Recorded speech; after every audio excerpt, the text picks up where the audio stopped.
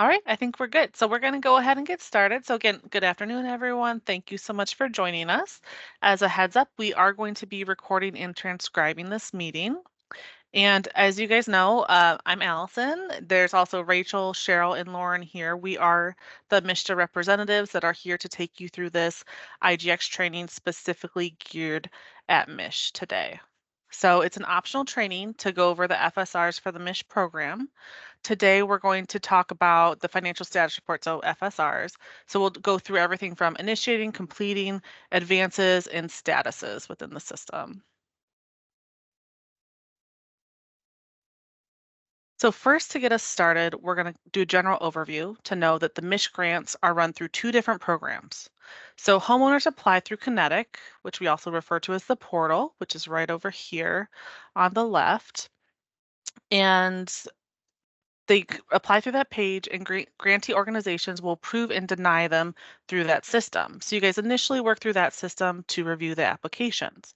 Then once those applications are selected for funding in Kinetic, the documentation is uploaded to IGX and things are transferred over there.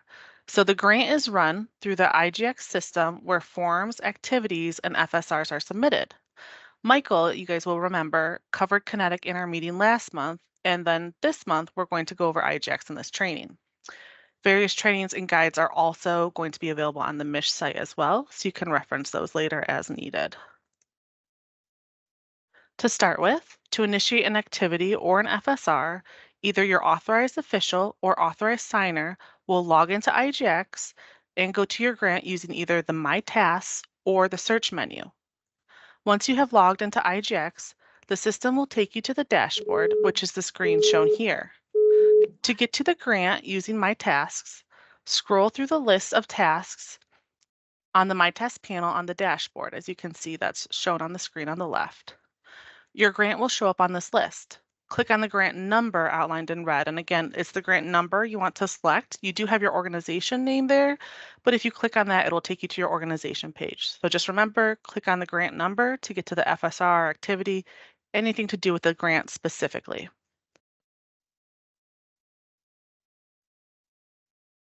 Then your other option to get to this grant is to use the search option. So to do that, you click searches at the top of the page, then grants. From there, you enter MICH Investing in Community Housing Grant for the type and the organization name under organization. Then you can click search, and you don't even have to do your full organization. So if you're Habitat for Humanity of Huron Valley, you could just put in Huron Valley and it should pop right up. After you click search, you then click on the grant number to take you to the grant, same as if you're going through the My Task page. So everyone's grant number is going to begin with ARP-2023, and then there'll be a series of numbers after that. And once again, if you click on the organization name, it'll take you to the organization information page and not the grant. Now, one thing to remember is that grants in IGX are divided between NICE and SHARE. If your agency received funding for both NICE and SHARE, you will have two grants in IGX. If you receive funding in both phases of MICH for the same category, so if you receive funding for SHARE in phase 1 and in phase 2, you will either have an amendment to your phase 1 grant or a separate grant for phase 2. So this was all done on a case-by-case basis. Your individual agency will know, and you'll also be able to tell by the number of grants that are in the system. So if it was done by an amendment, you'll just have that one share grant. If you had an additional grant set up, when you do the search, you'll see multiple grants. And all of your grants are going to show up in the search or on the dashboard described in the previous slide. So once again, that's how you can double check if you don't know. And if you have any other questions on that, just reach out to your champion. We're here for you. Now, once you click into your grant number, it's going to take you to the document landing page for the grant, which is shown here. You can move around within your grant using the purple menu on the left-hand side of the screen, as you can see. Also, a good thing to pay attention to is that underneath your name in the upper right corner is going to be the Save button. So anytime you are making a change, whether it be to an FSR or uploading documents, try and hit that Save button because it does not automatically save and you will get logged out after inactivity for a certain amount of time. So we recommend saving at least every 5 to 10 minutes or whenever you make a change.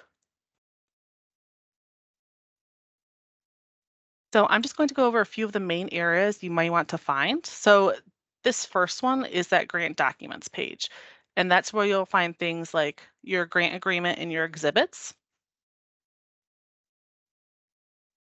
And then this page is your grant budget page. You're going to find the grant term begin date and end dates here, along with your budget per activity and admin costs.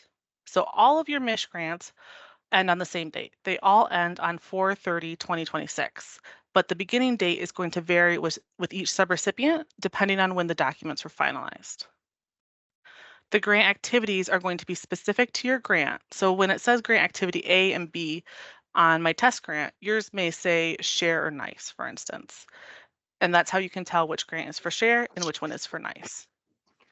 The grant summary at the bottom will show how much money the grant has expended, cash on hand, returned, balance, and recaptured. So this is a great catch-all page for you to just make sure that everything is in line and what you expect. And if not, then again, we'll work through it. If your agency received funding in both share and nice, your administration for both categories is collected under one category. So by that, we mean that which grant, share or nice, was determined on a case-by-case basis and varies depending on the MISH subrecipient. So when you're on this grant budget page, if you have a share and a nice grant, only one of them will show an admin amount. So when you're submitting for admin, regardless of which program it's under, you will submit it under that grant. And you'll just know in your documentation what grant truly falls under, and that's to avoid double counting, just to be clear. So when you're submitting an FSR for admin reimbursement, just keep in mind that it must be done through the grant with the administrative funding.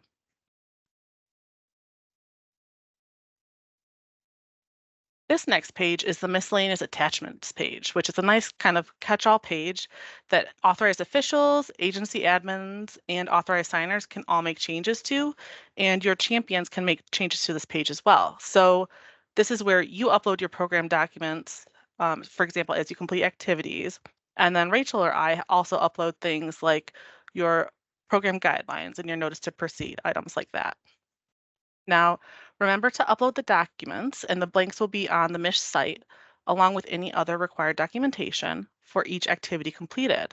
Once you've done that and the activity is fully complete, please email your champion so we can review it. Fully completed activities with all documentation uploaded to IJAX can then be reimbursed via an FSR. So once again, your final program guidelines, notice to proceed, and other documents will be uploaded here as well. Now we're getting to the good stuff. So this is how we start and submit an FSR.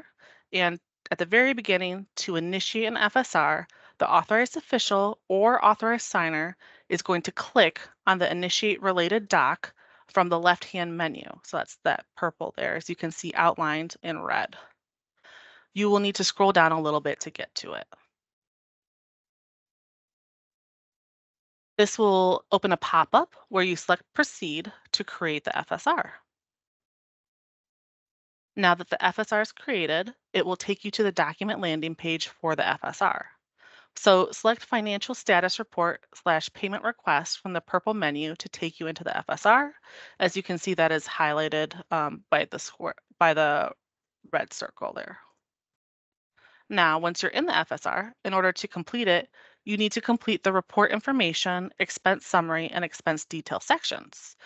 So for the report information section, you are going to do several things. To start with, you're going to select the radio button, determining if this is the final FSR or not.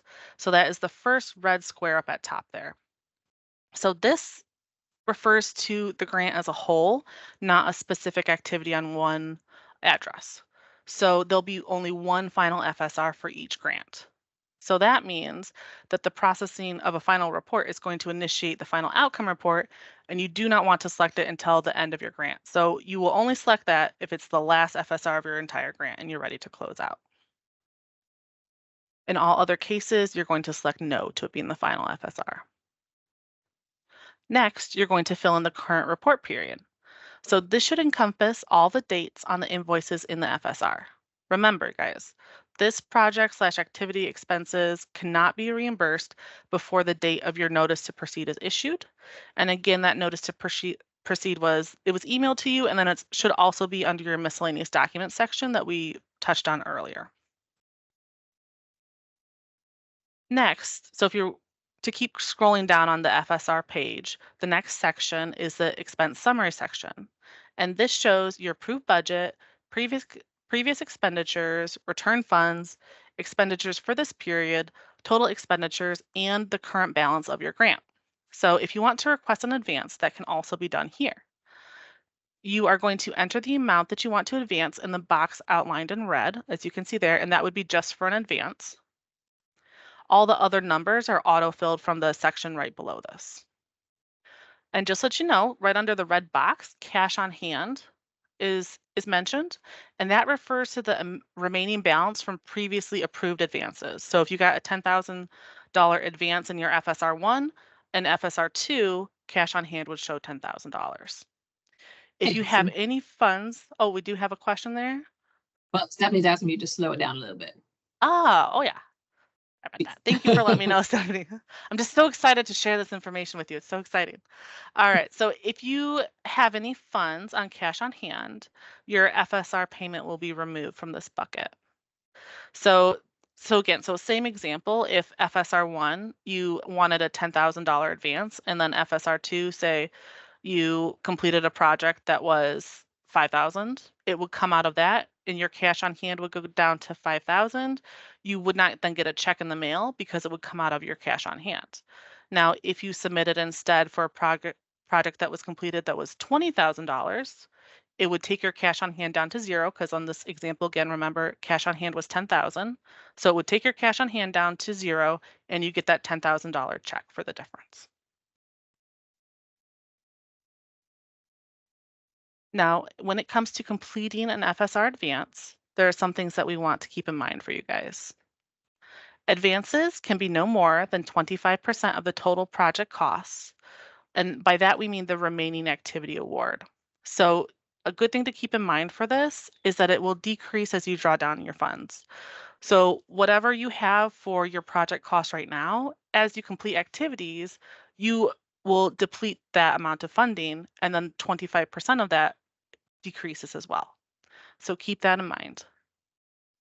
Also, another thing we want to note is that advances must be for project costs and not administration. So that 25% is of your project cost. So that means it's your award minus your administration. Also, projects must be completed and entered into an FSR under expense detail within 180 days of the advance. And in order to do so, that's how you remain in good standing.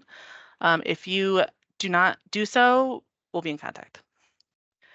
If you have cash on hand from a past advance, when you enter admin into expense detail, you will need to fill out an advance for the amount you are taking from cash on hand. So this is completely optional.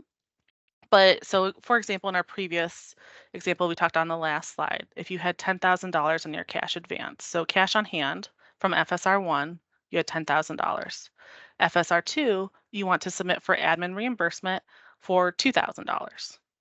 If you do so, it'll automatically come out of cash on hand. But if you do not want it to come out of cash on hand and you want the check instead, then what you would do is you would still submit the FSR as usual. The only thing that you would do differently is you would also submit an advance for the same amount that you're requesting an admin.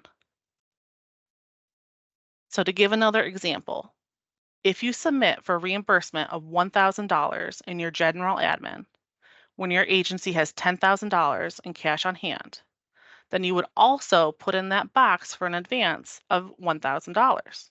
So the same amount of admin that you requested in the FSR. So that way that it washes out that cash on hand amount. So your cash on hand would still at the end of the day be the same amount. But and I see Stephanie, you're saying, can I show us? I don't have an example, but if you get to this stage and you need help, we can absolutely walk you through it. And again, this is completely optional. It's just for those of you who you want your advance funds to come out of, to get a check for that instead of coming out of your cash on hand. Now it's only allowable for admin. So you cannot do this for the project costs unless it's under your 25%. So in theory, you could still do it because you can get that advance up to 25% of your project costs, whatever's left, but it's not that even wash. We'd have to do that math. So just keep that in mind. And again, like as was mentioned, this can get a little complicated depending on the case. So anytime if you guys have a question about it, if you can fill it out as much as you can in the system and then reach out to your champion, we can take a look to see that it all lines up and everyone's on the same page. Now, the next step is that when you complete the expense detail section, so that's the next section under that, um, you're going to complete it for each project included in the FSR. So if you need to include more than one, you're going to use that blue plus button to the end of the expense detail line, which is right where that arrow is. And you can add pretty much as many of those as you need. Now, if you are, oh, we have another question from Stephanie. Go ahead. I'm I'm sorry. I am trying to get to FSR and I have not Mhm, been able to even get to it, even with mhm, clicking to initiate related documents. I've been trying mhm. to get, but I'm not getting there. I'm sorry. Oh, My apology, oh, y'all. that is perfectly fine. So, Stephanie, what we can do, it sounds like we'd want to see your screen to see what was happening there, just to make sure everything was going through properly. So Okay. that's something that maybe we'll set up a meeting for and we can go separately outside of this meeting. So if you want to send us what your availability is for this Thursday and Friday in an email, then we'll work through and try and set up about a half-hour meeting to go over it with you. Okay. Thank you. Yeah, of course. So what you're seeing on your screen now is your program admin report, so your administration report. And this is for something that you would submit with your FSR anytime you're looking for administrative reimbursement. It's uploaded as a supporting documentation for employee time counted towards administration. So this would be one of those uploads where you had that blue right here, where you had the blue plus sign, you'd add it in one of those lines under expense details. At the top of the form, something that I want you to pay attention to, so right under the MICH logo or the MICH logo and right next to MICH, is that you have two choices. You can do program administration, which is what you all have is up to 10% of your total project costs, or activity delivery cost, which is up to 10% of the project cost associated with a specific address. And you will need to select which one that is because those are different buckets. For this report, we want to see the subrecipient organization name and the grant number, which you can see those blanks listed there. We also need the employee's name, title, and the report period. The report period should be a date range that covers every date listed in the program admin report. And also keep in mind, remember when we talked about the FSR term a couple slides ago, that should encompass the report periods in all of these forms as well. Each line should include the date, task description, the number of hours it takes to complete, the hourly pay rate, and the total. Pay rate verification will be required for each employee. This can include fringe and is only required once per employee for each pay rate. So for example, if employee A receives a raise, a new verification will be needed. But if they don't receive a raise or there's no change in pay, you only need to provide that verification one time for an FSR. And so if you provide it in FSR 1, even at FSR 10, you don't need to provide it unless there's a change. So there are a lot of options for this verification. The one that we see most often is a letter from a top member of your agency, which would be on letterhead and signed. So a lot of times this will encompass everybody in your organization that needs to be reimbursed. So they could say employee A makes this pay rate with fringe, employee B this pay rate, et cetera, and list it all out on one document to keep it nice and easy. But if you'd like to use another option, you can reach out to your champion for approval on a case-by-case basis prior to your FSR submission. So some people like to have a little bit more detail, and that's completely fine. Just reach out to us and we'll work it out. And also, we need you to keep in mind that additional documentation may be required during monitoring. So we might need something more to back it up beyond just a letter, but we will not need that necessarily until monitoring. The total hours and total for each line should be added towards the bottom. As you can see, there's that total there. And the employee signature and approving supervisor signature must also be included at the bottom of this form. If the employee and supervisor are the same, all that you do is write same on the approver signature line. That way we know that no signature was missed. So there's at least something filled out there. And then another reminder from before that if you have multiple grants, make sure you submit your admin FSR under the grant that has an admin in the budget. And again, you just put in the notes section or otherwise the details of what this was. You would say if it's for share or for MICH, so we could differentiate that way. Now, for more details on this, we're going to have Cheryl give you some examples and a little bit more detail. So Cheryl, whenever you're ready. Okay, thank you, Elson. Let me share my screen. Can you also address Stephanie's question in the chat too, I please? did see that. Give me 1 second.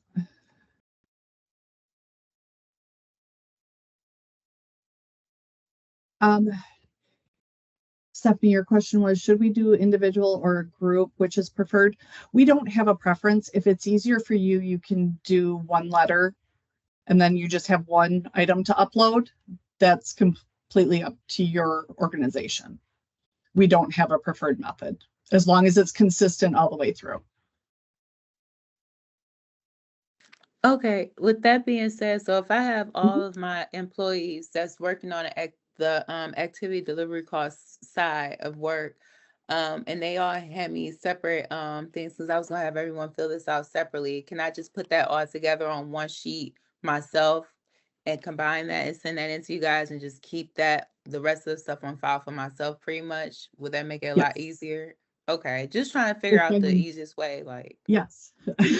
Right. The way Yeah. you're describing it, yes, that would probably be easier for both of us. Yes. Okay, As long as by period. one sheet, you mean the signatures would still be there and everything like that, because you would need the employees to each Yes. sign. And we only have one line per one of these sheets, but you could combine them all together on one Are document. you talking the pay rate verification? I was thinking you were talking about the pay rate or the admin report. No, what's the pay rate thing? Is that something separate, or do you guys Yes. have a certain pay rate or something like that? No, it's actually a pay rate verification on what rate you pay your employees to do the MICH work. Okay, Can you got see my screen for the example of a admin report? Yes. Mhm. Okay. So like Ella, I'll get to your question in a second, Stephanie. I just made up names. Housing Inc. This is the grant number. The employee name is John Doe. He's the grant coordinator. This program administration report is going to go through January 3rd of 24 through May 5th of 24. In this example, on the 4th, he reviewed and audited applications for the next step. He spent an hour and a half on it. His pay rate, including fringe, is $25.75, which is a total dollar amount of $38.62 he can charge to MICH.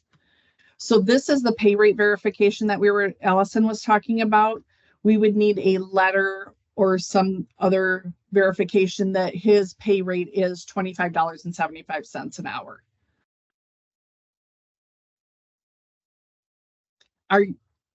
So did your question have more to do with the actual report itself in your different? Yeah, that was my question. Based upon, I guess, compiling all the stuff, but I guess if each employee has to have their signature on it, then it would just probably has to stay separate, but maybe I can just compile it together and send it as a one, file. So PDF. You can compile it all together and send it as one PDF if that's what you would like to do for one total dollar amount. Yes, you can do that. But each individual employee, I do need to see. I didn't sign this one because it was mocked up, but yes, I do need each individual employee's signature. And if they have a manager, their supervisor needs to also sign and date it. Okay, and then being the grant administrator, I don't have to sign, but if I want to, I can sign just the approving supervisor signature, right? Just to have my name or something on there, okay. Yes. Gotcha. Yes. And if you do one for yourself, you only sign it in one place. You would put same in the employee's signature, and then you would just sign it down at your. Thank you. You're welcome.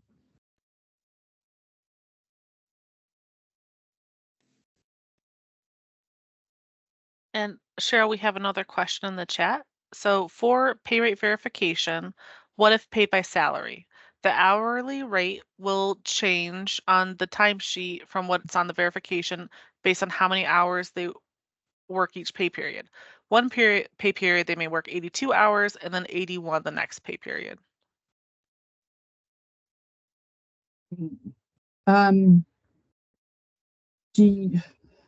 That would have to be a little bit more in detailed conversation with us and your champion to see what could be used for that.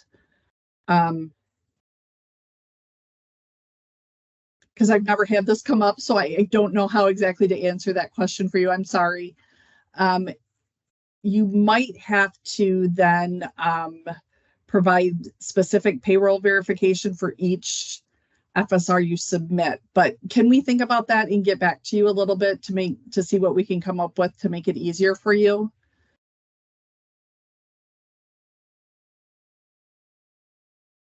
And we got a thumbs up, so I'm assuming that is good. So thank you, Christy. Okay. That's a good question. And you can email us as well, and we'll be able to follow up on that with you. Okay. So then going back to the form, so if you can see at the bottom, I did total the hours up, and then totaled the total expensed hours, and that's how I came up with the 154.49. So it's a pretty simple form to fill out for your admin costs. Does anybody have any other questions on that? I did have a question.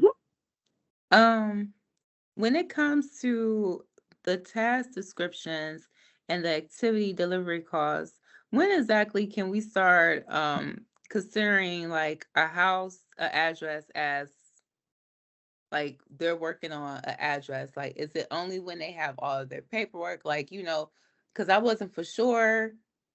Like I had someone, who came through who wasn't able to actually go through the program because they weren't physically disabled. So how exactly would we go about that? Like, you know what I'm saying? Do you still put that address down, or do you still put, how does that work if someone doesn't? You would have to, if you're not servicing that address, you would need to put it into your administrative costs. You could put the address, what you did. Is that what you're saying, that you're not going to do any repairs for the address? Am I understanding correctly?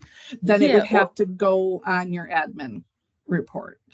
Okay, so even if we're working with them with their paperwork and stuff like that, we're almost close to getting done, and it's like, okay, that didn't go through. So the work that was done, it would no longer, if another employee was working on it, how would that, it wouldn't, just don't put that underneath activity delivery costs, even though that's a single address, it should be under grant administration. So that would have to get, okay. Well, thank you for saying, I didn't know that. Well, it's because you're not servicing that address is what would be the difference, if I'm understanding what you're saying. So you're not going to do any repairs under that address, correct? Right. So like, how you're taking in, you're doing intake and stuff like that, assisting the applicants and stuff like that. But then it's like they may go ghost, or maybe they need to pay their property taxes. So then you have to pause, and then you start helping someone else. So it's like, do we not start billing for activity delivery costs until we know for a fact that they have all of their paperwork and they're like officially been submitted and like sent over to processing, so like approved? Like when exactly does that go into like activity delivery costs? Like okay, you can charge bill? You would have to be actively doing repairs for that address. Oh, do we need a notice? Have to be approved. Okay, so would it be like we would need to have the notice to proceed in order to consider that? Like where exactly do it become activity? When does it go? When, you get what I'm saying? Okay, Right. let me answer that. Let me answer that. Okay. Here's the thing. All the projects need to be fully vetted before you spend any cost on them. So you should not have any activity delivery costs that on a specific project until you have decided that project is 100% eligible for federal funds. So if you have undertaken any type of due diligence activity to determine whether or not a project is eligible, that can be covered by your administrative cost as you're moving through the project. But no address specific activity delivery costs can be billed unless there is an actual federal eligible property that's being assisted. And you shouldn't bill any activity delivery costs until you enter them into IGX and you have a contract in place to move forward with that project. I think that's a clearer way to think about it. Right. Yes. Thank you so much. Cause I was like, I really didn't understand where exactly does it start. So thank you for saying. So once we have that contract signed between the contractor and the homeowner and all of us, that's when it's officially like, okay, go. So we don't bill back for none of that time that's being spent on it. All that goes into grant administration work. And then now you can start billing for that. Thank you so much for explaining. I would have been messing up. I would have been a hot mess, y'all. Y'all would have been like, Stephanie. Thank you. Yeah. And I do think, and Tanya, you can correct me if I'm wrong, but just to clarify, Stephanie, so you could, as long as it's an address that ends up being assisted, you can bill that under activity delivery costs, even if it's before that contract is signed for, with the contractor. So even if you're helping intake the application, but that would just mean you can't submit it until the activity is in the funded category, right? So you would just be holding off on that. But then the program admin would just be for anything that wouldn't fall under that category. Okay, perfect. Thank you so much. Of course. And you had also mentioned a notice to proceed. So I just wanted to touch on that for everyone here, for your notice to proceed that you get from us, that you get one once your program guidelines are fully approved, and then it's on you guys to then vet the applications to make sure they're within guidelines and go through that whole stage. And then once that those activities are fully completed, that's when you would upload the documents and we would review them. So you get that one notice to proceed for your entire award, and then we check on those activities to make sure they're within guidelines after it's been completed, but it's on you guys between those two stages to make sure that they're all within guidelines. And then if you had any questions, then you could reach out to us and we could go from there. But that's how it would work, is you'd upload that document, we'd vet it to make sure it was truly within guidelines, and then we could go and do the reimbursement through activity delivery cost.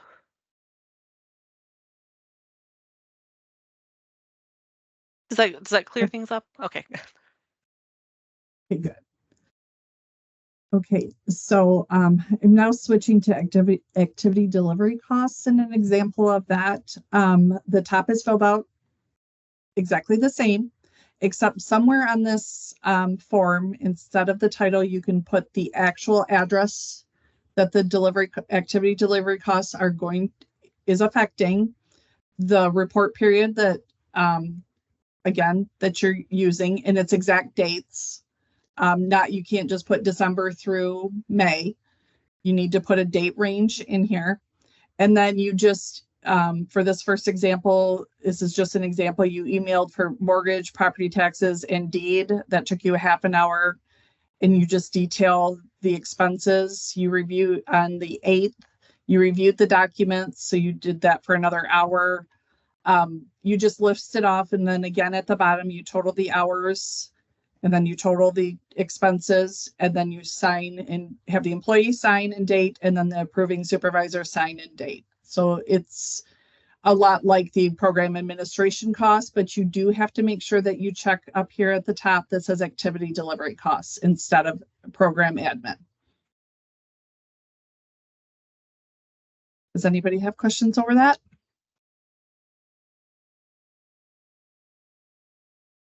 Okay, back to you, Allison. Wonderful. All right, give me just 1 second to get this back up in Teams.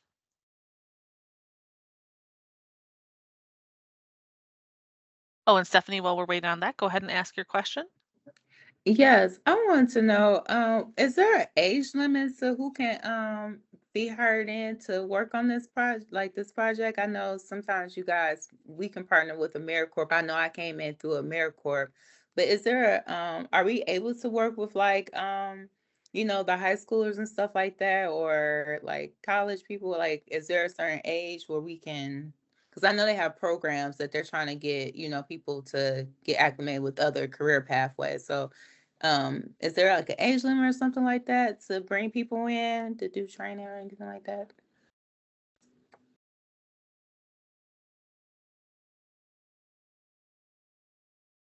I don't think so. I think Tanya would probably speak more to that, but about volunteer work.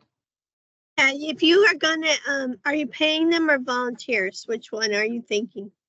I was thinking it was gonna be paid. I wanted to work with the Detroit youth. I know they have like summer programs, so it's like they have them between the ages of 15 or 14 up to 24.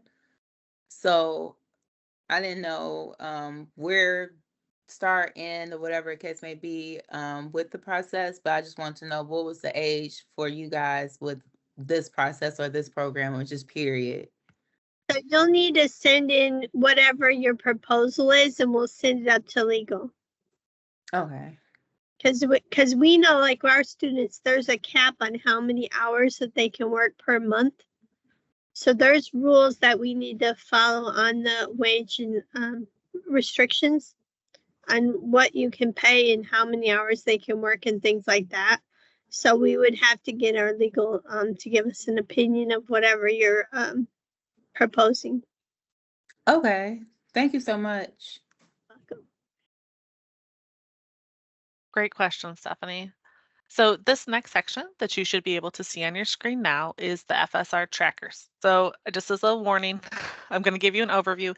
It is pretty complicated, so Cheryl's going to come in again and give an example. So please hold your questions until Cheryl gives her example, and then we'll go from there. But for a general overview, this FSR tracker is for share only. So if you're doing rehab, this does not apply to the NICE subrecipients. And this FSR tracker is uploaded as supporting documentation when you're requesting a partial payment for a house. You can do partial payments of 25, 50, or 75% of the total project at one address. So as you guys know, it's up to $50,000 per address. So it would be of that total or whatever it is that you were planning on undoing. So if your address only needs $20,000 in assistance, it would be 25, 50, or 75% of that assistance. And that assistant number is for the total amount that you're doing on that address. So if you're doing, say, a furnace and a ramp, it would be the total for both of those, not one or the other. And you would have them all on one line. And you will need to enter the money as an advance and complete a line under expense detail with $0. So by that means, so you would upload this document, which you can find on our site, and put under expense detail that it's $0, but then you would use this document as support for an advance of the amount that you put on it. And this percentage can be based on the overall home project again, and that's that 25, 50, or 75%. When you fill out the FSR for the final draw on the house, you will need this form if you've used it in the past. So for example, if you submit it for moving up the chain from once you're 25% done to 50 to 75, then once you're 100% completed on that address, you'll need to upload this FSR tracker again just to keep things in line. And once you do that, so once this project is fully completed, you'd upload the FSR tracker, the invoice, which is required for all addresses, regardless of whether you're using the tracker or not. And you would also include pictures. So this amount would be entered into the expense detail section instead of as an advance, as previously mentioned. So I'm going to hand this to Cheryl so she can go into a little bit more detail. Thanks, Allison. I'm going to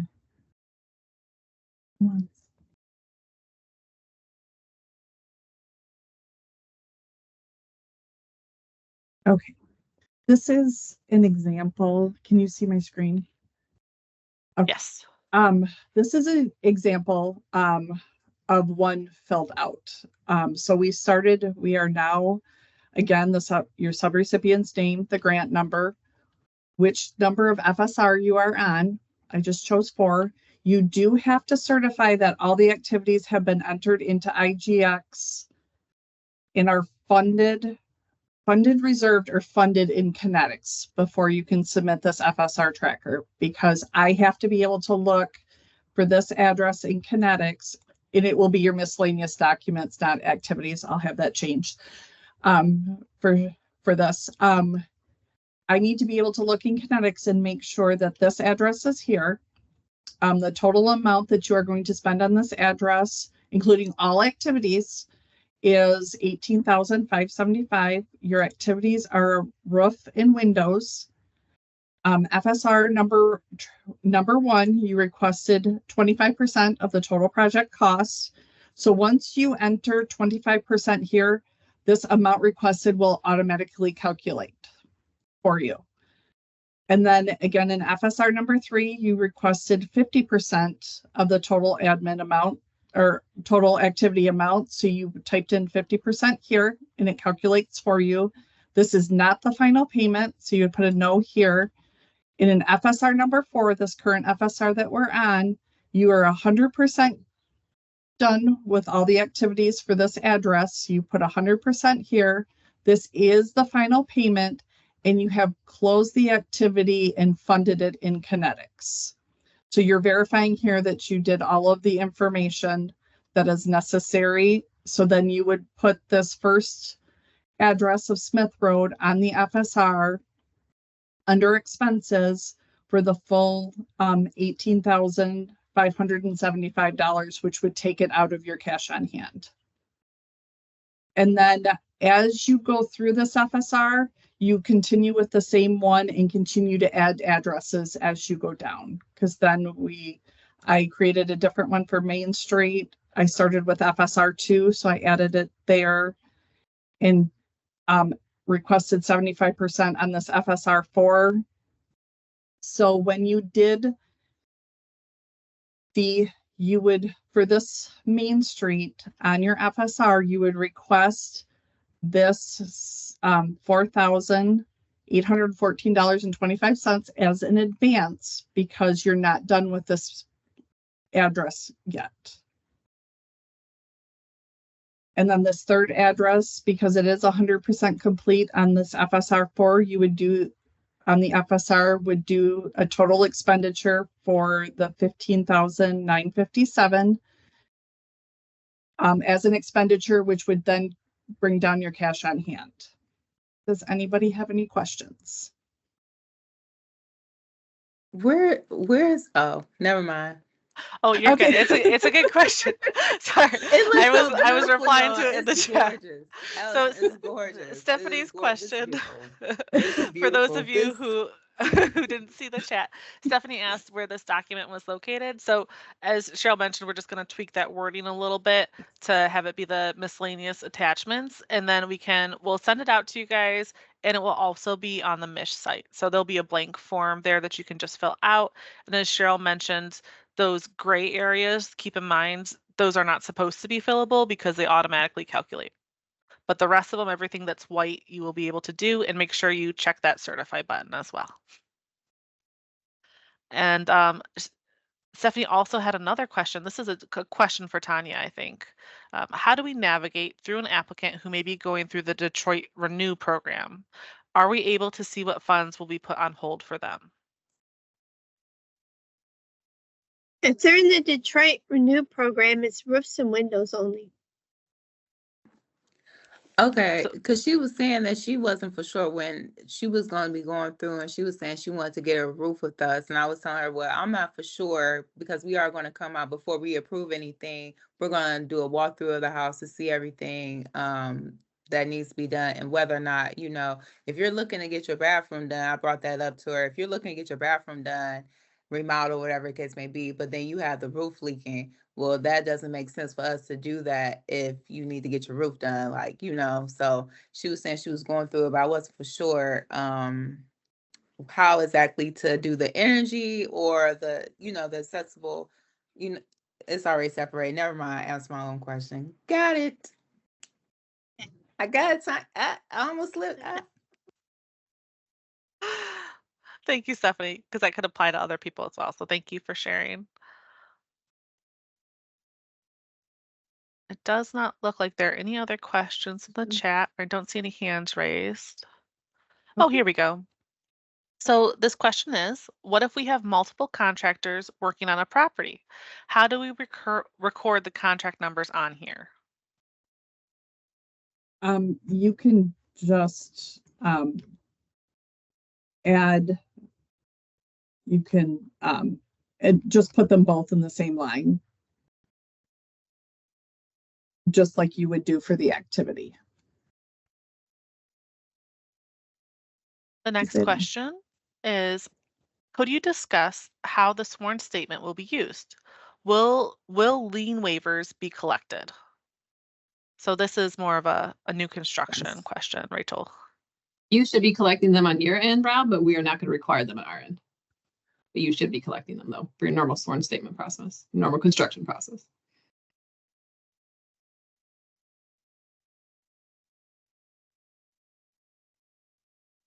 All right, and Sarah, you have your hand raised. Go ahead and unmute yourself. I have a few questions. Are you done with the presentation part though, or is there more to come?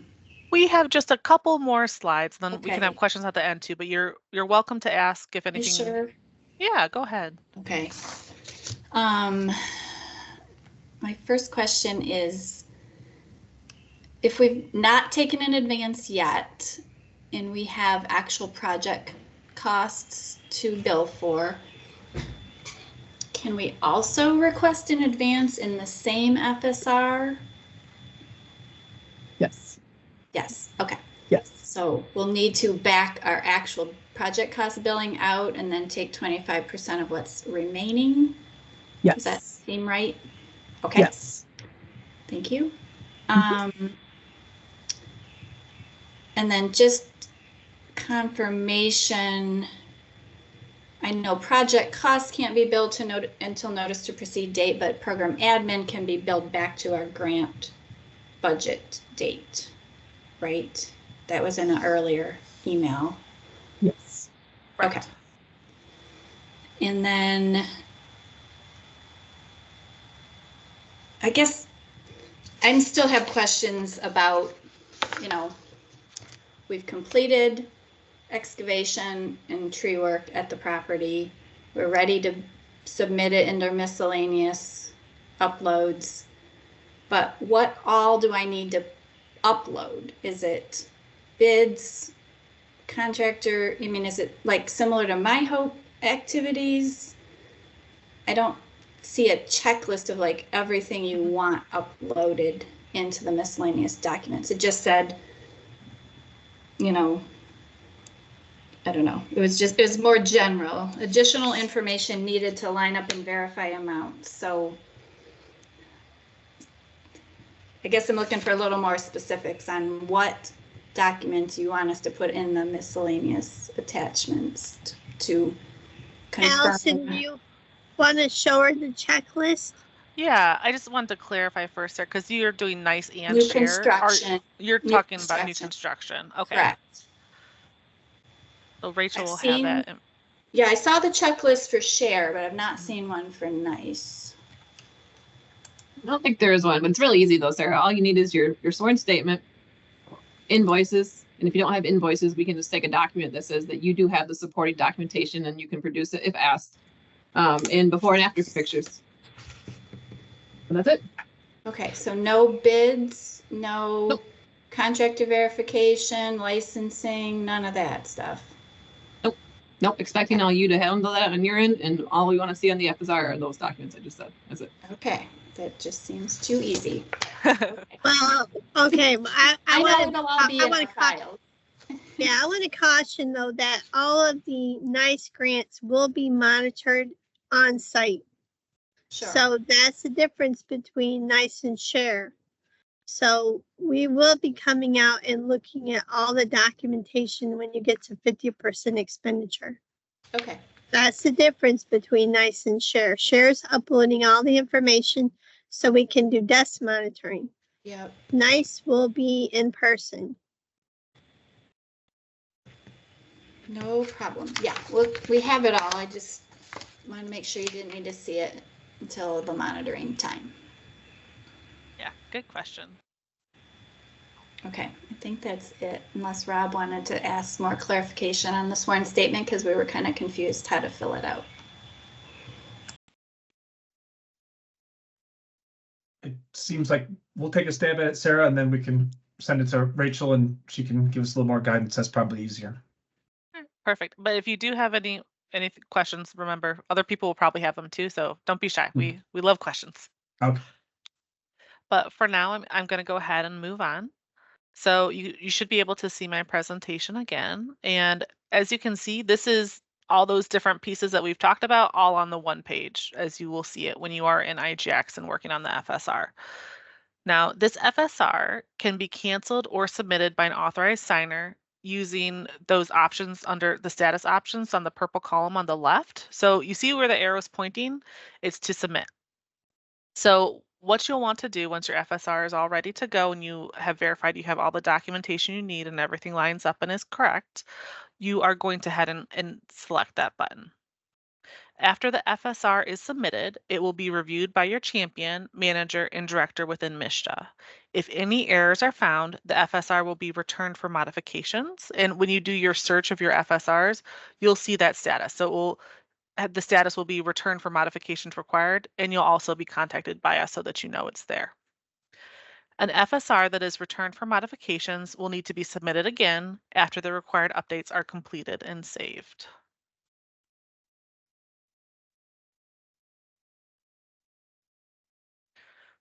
To return to an FSR that is already in progress, log into IGX and go to the grant using either My Tasks or the search menus, as we indicated earlier on in this PowerPoint. To use the search option, click Search, then Grants. Enter MICH Invested in Community Housing Grant for the type and the organization's name under Organization. Click Search. Then you click the grant number to take you to the grant. So again, it's the same process as when you were initially going into your grant. And it looks like, Rob, did you have a question related to this, or was your hand still up from before? I had a question about the sworn statement, but if you want to finish. Oh yeah, excellent. Yeah, we just have a couple more slides and then we'll be able to take all questions. Great, thanks. So just to finish this off, so when you're returning the FSR that's in progress, once you're into it, you're going to scroll the left-hand menu down and then click Financial Status Report. So as you can see on the screen now, there's only one option, but as you have more and more FSRs, you'll see them all show up there. Even if they're canceled, it'll still show up there. The status will just be canceled. So from that list that will show up, if you have more than one, you want to choose the one that you want to work on, and that will take you back into it. And that's it. So you would just then go back as we've shown before, update the documents and just submit as we'd shown. So if you have any questions, now would be the time you can ask them in the chat or raise your hand. But if you have any questions beyond that, then please submit to our research box, which I believe you guys are all familiar with. So we can go ahead. So Rob, if you want to go ahead, unmute yourself, ask your question, please. Yeah, thank you. Getting back to the trade breakdown and the sworn statement example that was shared, it shows different trade items, contingency, builder's overhead, etc. Those are just examples, or are we meant to have an amount for that? Those are just examples, Rob. Please fill that whole thing out. Like there's 50 some odd lines you can fill in from. So yeah, those are just examples. So whatever you got, pop it in there instead. Are we only doing it to add up to the $200,000 that MICH is funding, or is it meant to be for the entire project, even beyond what MICE covers? I would say to keep it simple, I would just keep it at the 200. Don't convolute it, I would say. Okay. And to the extent that we don't know an amount up front, I mean, we'll just add items as we go. So if at this point we don't know about the roof cost, we'll just leave an empty line there for later once the amounts become clear. Okay. So it's really this is more just an easy way to convey where we are within our progress, I guess, for any different trade item.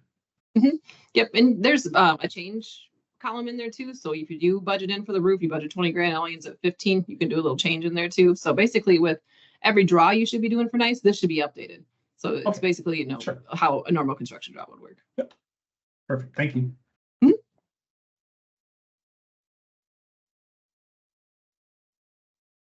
All right, there's a question that's been asked in the chat about if the video will be available to us, and if so, where can we locate it? And the tentative answer to that is yes, and it will be on the MICH site. It can be tricky to share recordings outside of MICHTA, so we have to go through a few steps for that, and that is what we're going to attempt to do to have this prepared for you guys and on the MICH site. But until then, or if it's not able to be done, we do already have a written guide that's on the site, and there is a video guide as well, which has partially My Hope things, but has a lot of crossover. So we will also put that on the MICH site with the timestamps of where you want to be looking to apply to you. And so those will be there in the meantime until we are able, if we are able, to post this as well. Yep, and I said that we'll send a follow-up email with the sworn statement in it and with the PowerPoint presentation, if we can share that too, Allison. Yes, I believe we should be able to do that. I don't see any other questions in the chats or any hand raised. Definitely Which just is- ask, what's the turnaround time for an FSR? So it depends on it depends a lot on the subrecipients as well. So it depends because, so say we have our quarterly report, like we have our quarterly report that's due at the end of this month. A lot of times we'll get an influx of FSRs right before that report, or a lot of times it will be around a meeting time or something like that. So if poor Cheryl logs in and all of a sudden she's got 10 FSRs that are in her queue, obviously that's going to take a lot longer than if there's only one. So it can vary on that. We do try, and from submission to when the check goes out, we do try and keep it within a week, but when the check goes out, depends on another division as well. So you want to make sure you have that couple weeks of leeway between when you submit and when you actually get that physical check in your hand, because it is a physical check that is mailed out. So, and that's based on the address that you guys have in your system for your organization, just to let you know. So I know some of you have already updated us with your addresses. If ever changes, let us know so that that check goes to the right spots. But in general, I'd say give it a couple weeks, and then also be aware that when you get it back to us, that makes a big difference too. So if it is returned for modifications, or if we have any questions, the sooner you get back to us, the sooner we can use that to evaluate the FSR. Do we have any other questions?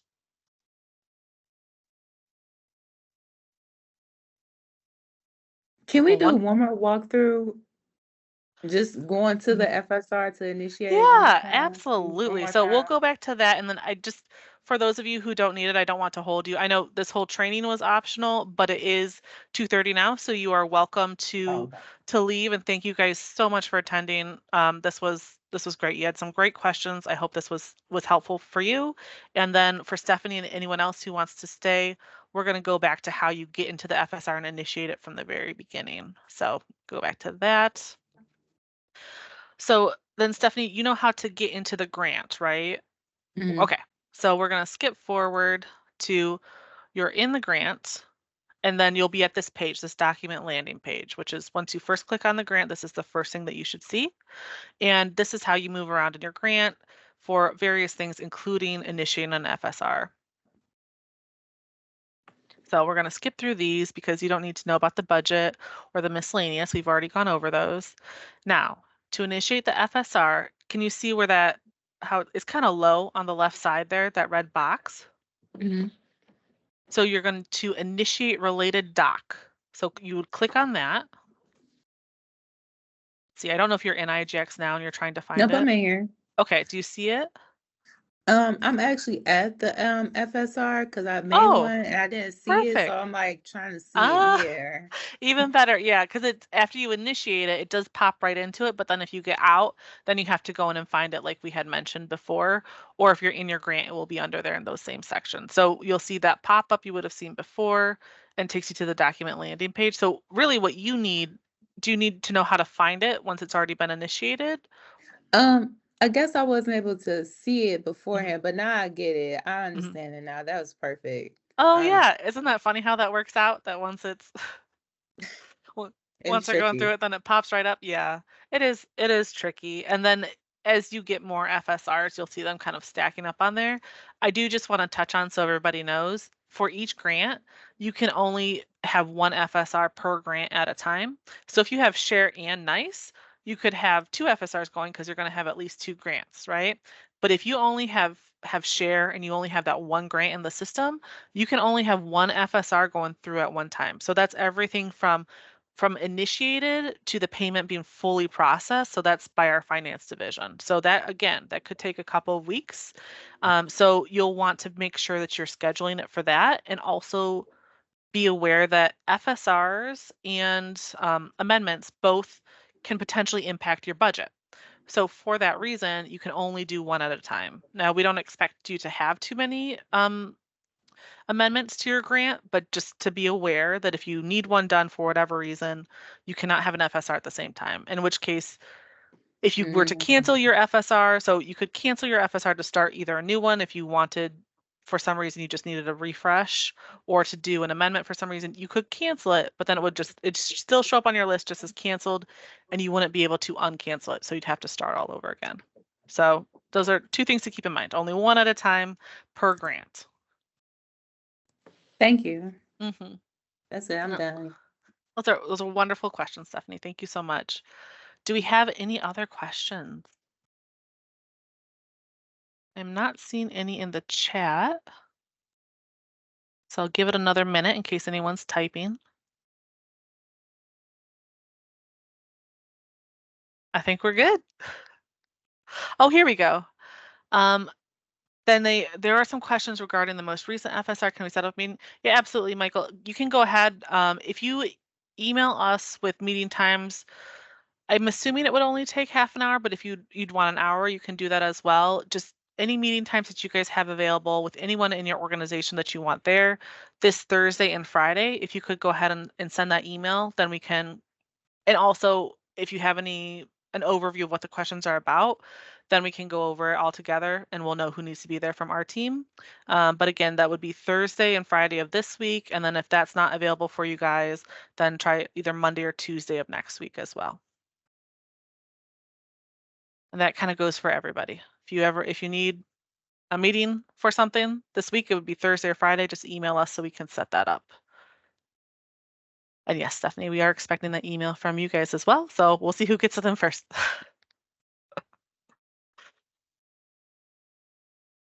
And let's see, it looks like that's it for the chat. Unless somebody's typing, we'll give it one more minute.